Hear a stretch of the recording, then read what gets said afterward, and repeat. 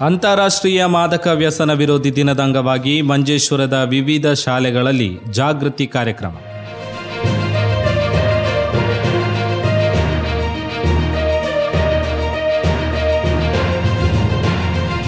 ಅಂತಾರಾಷ್ಟ್ರೀಯ ಮಾದಕ ವ್ಯಸನ ವಿರೋಧಿ ದಿನದ ಅಂಗವಾಗಿ ಮಂಜೇಶ್ವರದ ವಿವಿಧ ಶಾಲೆಗಳಲ್ಲಿ ಜಾಗೃತಿ ಕಾರ್ಯಕ್ರಮಗಳನ್ನು ಆಯೋಜಿಸಲಾಗಿದ್ದು, ವಿದ್ಯಾರ್ಥಿಗಳಲ್ಲಿ ಮಾದಕ ದ್ರವ್ಯಗಳ ಹಾನಿಯ ಬಗ್ಗೆ ಅರಿವು ಮೂಡಿಸಲು ವಿಶೇಷ ಉಪನ್ಯಾಸಗಳು, ಘೋಷವಾಕ್ಯ, ಪಥಸಂಚಲನ ಹಾಗೂ ಸಾಂಸ್ಕೃತಿಕ ಕಾರ್ಯಕ್ರಮಗಳನ್ನು ನಡೆಸಲಾಯಿತು.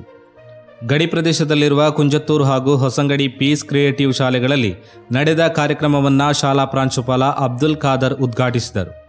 ಬಳಿಕ ಅವರು ಮಾದಕ ವ್ಯಸನದ ಕಹಿ ಪರಿಣಾಮಗಳ ಬಗ್ಗೆ ಮಾತನಾಡಿ, ವಿದ್ಯಾರ್ಥಿಗಳು ಈ ಬಗೆಗಿನ ಜಾಗೃತಿಯನ್ನು ಜೀವನ ಪೂರ್ತಿ ಕಾಪಾಡಿಕೊಳ್ಳಬೇಕು ಎಂದು ಸಲಹೆ ನೀಡಿದರು.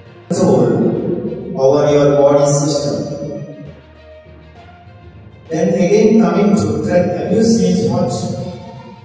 That means consumption of such drugs in an excessive manner without any control or illegally.